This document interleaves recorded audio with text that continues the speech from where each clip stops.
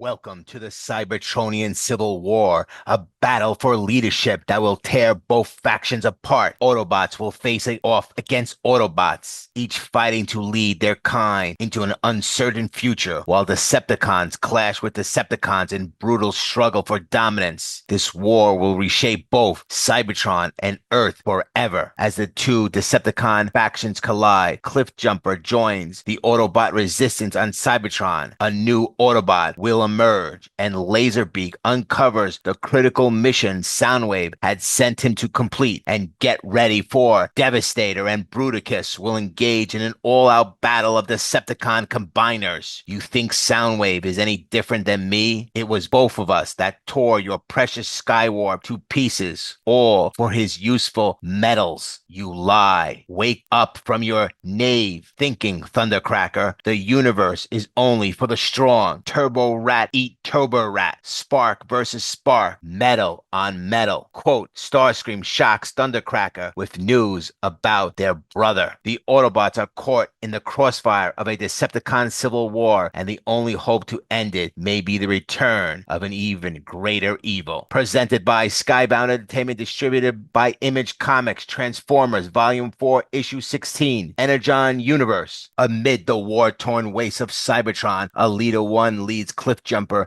and Bluestreak to what was once the home of Cliffjumper's clan, a place long forgotten by the Decepticons after they destroyed it in a devastating bombing campaign. Bluestreak voices his concern, saying, "We shouldn't be here." Alita 1 says, "Some places are better left untouched. The Decepticons could show up at any moment. We should be back at the compound." Cliffjumper, determined, replies, "I need to check something out. The Decepticons know there's nothing left here. Not after they bombed it. This is the place where Starscream killed my clan after destroying everything. Why would they ever come back?" The tragic destruction of Cliffjumper's clan was first revealed in issue 4. Cliffjumper sifts through the rubble, searching for a spark canister he had hidden away a long time ago. He reflects on why he left it there, explaining the Decepticons would never come back after the destruction they caused. As he uncovers the canister, he silently adds, "There are only pieces of each of my friends left. Not enough to bring any one of them back, but maybe, just maybe, enough to create something new." On Earth, Soundwave commands the Constructicons to merge into Devastator to take on Bruticus. Soundwave declares, "Constructicons, combine!" The Constructicons unite, forming the massive Devastator, ready to face off against Bruticus in an epic battle. Devastator is immensely powerful warrior, making the combination of the Constructicons into a merged being remarkable success in terms of strength. However, mentally, he is far less than the sum of his parts. Devastator's primitive psyche is limited to only the thoughts and actions on which all his components can agree, resulting in an uncontrollable bouts of destructive fury. These rages, fueled by his immense power, make him a force to be reckoned with. The Devastator is composed of 6 Constructicons: Scrapper, leader, right leg; Hook, upper body; Bone Crusher, left arm; Longhaul, lower body; Mixmaster, left leg; Scavenger, right arm. Bruticus is combined form of the Combaticon team and a terrifying presence on the battlefield. Among the strongest of all Transformers, Bruticus can pulverize a suspension bridge with a single 14,000 psi punch and lift up to 500,000 pounds. His armor is impervious to most artillery and radiation, making him an almost unstoppable force. However, Bruticus is as dumb as a sack of hammers. Like many Decepticon combiners, his mental capabilities leave much to be desired, as his intelligence is a freaking trade-off for his raw power. Bruticus is composed of Onslaught, Torso, Vortex, left arm; Brawl, left leg; Blastoff, right arm; Swindle, right leg. Optimus Prime shouts, "We must get out of the way. Run, Autobots!" as they leap into the ocean to avoid the chaos. The Decepticon Civil War erupts with an explosive start as the two mighty combiners, Devastator and Bruticus, clash in the Battle of Titans. The fight begins with Bruticus throwing a powerful right hand at Devastator, who counters with a right hand of his own. The two Titans stand toe-to-toe, trading massive blows in an intense slugfest. In the background, Starscream screams, "Kill, kill, kill," as the battle rages on. Two kids, one named Kevin and the other his friend, watch in awe as Bruticus and Devastator exchange blow after blow, their right hands landing with devastating force. Then round 2 begins as Starscream faces off against Soundwave. Soundwave believes Starscream is dead, but Starscream retorts, "You cannot kill what is unkillable, and I can't say the same for yourself." As the two Decepticons clash, Soundwave turns around, shocked by what he sees. The sound of choo-choo train echoes through the air as Astrotrain crashes violently into Soundwave. Starscream laughs in response. This is the first time Astrotrain has used his steam train mode in the Energon universe. Suddenly, Thundercracker descends from the sky and begins shooting at Starscream. Astrotrain sides with Starscream because he wants to kill Megatron, while Thundercracker switches sides, rejecting Starscream's value of killing innocents and the weak. The next two to a square off are Starscream and Thundercracker. Starscream says, "You were there, Thundercracker. You left me to this evil, unsurprising plan." Thundercracker responds, "You left us no choice. You were unhinged." Starscream retorts, "You think Soundwave is any different than me? It was both of us that tore your precious Skywarp to pieces, all for his useful metals." The two slug it out back and forth. Thundercracker is shocked and says, "You lie." Starscream snaps, "Wake up from your nap, naivety, Thundercracker. This universe is only for the strong." Thundercracker tries to reason with Starscream, but the one-time Decepticon leader is too obsessed with revenge. Starscream reveals the truth of what he and Soundwave did to Skywarp and rants about the universe being made only for the strong. Thundercracker initially believed the Autobots to be responsible for what became of Skywarp when he was revived in issue 5, but now he knows that it was Starscream and Soundwave that used the Seeker to rebuild Helitron 1. Starscream and Thundercracker go blow for blow, but it looks like Starscream is preparing to deliver a laser blast to Thundercracker. In a quick move, Thundercracker uses the His Tank remote control to steer Starscream's body off a ledge. The battle becomes a back and forth game, almost like a child's play as Thundercracker taunts, "Haha, I've got the remote." Starscream shouts in frustration, "Thundercracker, stop, give that back." But Thundercracker refuses and uses the remote to send Starscream off the cliff. Soundwave and Astrotrain are locked in a fierce battle underwater. Soundwave snarls, "Only cowards switch sides so easily." Astrotrain retorts, "You think I care about sides? Who hates Megatron more, Starscream or you? I go with whoever lets me kill the one who ended my love." The identity of Astrotrain's love remains a mystery. It was unknown why Astrotrain was locked away aboard the Nemesis other than his rage against Megatron when we first saw him back in issue 8. Here we learn that Megatron was responsible for ending his love. Despite Soundwave's effort, he struggles against Astrotrain's relentless assault. Thundercracker watches the scene unfold from above, silently observing. Without a word, he abandons Soundwave to face Astrotrain's fury alone. Thundercracker's decision to abandon the Decepticon fits in with earlier portrayals of him, calling to mind both his original toy file card and his appearance in the 2005 IDW continuality. Optimus Prime, Jazz, and Wheeljack find themselves caught in the middle of the carnage. Optimus, determined to intervene, declares, "Enough of this mindless fighting. If this structure is destroyed, the humans in the entire area will be devastated." Starscream scoffs in response, sneering, "Are you a baby, Optimus? Do you actually think we care about the squishies?" As the chaos continues, Optimus experiences a haunting vision of a human controlling him, only to be interrupted by a sinister claw reaching for the human. Overwhelmed by rage and his growing corruption, his eyes glow an ominous purple. Unable to fight the urge, Optimus fires his fusion cannon directly at the dam, unleashing devastation. The blast destroys the dam, releasing a torrent of water that sweeps away all the Transformers. This catastrophic event has not only disrupted the brutal battle between Devastator and Bruticus, but has also undoubtedly claimed human lives. Optimus's action, driven by visions and rage, raise unsettling questions. Does Megatron have control over Optimus like he had over Starscream? Is this the lingering influence of Sparky's consumption of the Matrix leadership? Ever since Sparky entered the Matrix in issue 6, Optimus has been plagued by the strange visions. These visions have grown increasingly corrupted, with his eyes reflecting his inner turmoil, especially since issue 12. As the floodwaters rush through the woods, the fighting halts, but the price paid may be greater than anyone anticipated. Optimus Prime is unaware of what caused him to fire on the dam, but he is deeply distraught by the destruction his actions have caused. He notices two children on bikes desperately trying to flee from the massive waves unleashed by the blast. Overcome with guilt, Optimus tries to save them, but he is unable to reach them in time. Luckily, the children are saved by the timely arrival of Trailbreaker, who uses his force field to shield the strange little creatures, protecting them from being crushed by the water. Despite earlier assumptions from a previous issue, Trailbreaker is not dead. The Autobots had successfully brought him back online. However, Astrotrain had previously launched a suddenly attack, destroying the generator and once again putting Trailbreaker's fate in jeopardy, making it appear as though he was dead. Jazz says, talk about getting revived in the nick of time. Trailblazer responds, sorry I'm late to the party. I woke up and almost got crushed by those two combiners. What in the spark is going on? Meanwhile, Optimus Prime kneels down, staring at his hand in anguish, questioning what he has done. All he can say is, chaos. Back on Cybertron, the Autobots return to their makeshift headquarters where Alita informs Cliffjumper that they've been unable to establish communication with any other Autobot resistant groups. She fears they might be the only ones left. Alita then asks Cliffjumper what he plans to do with the sparks in the canister. He reveals his plans to take them to the well of sparks. Shocked, Alita reminds him that the well is located deep in Decepticon territory. You can't be serious, she says. Going that deep into Decepticon territory is a death sentence. The well of sparks, more commonly known as the Well of All Sparks, is a long-time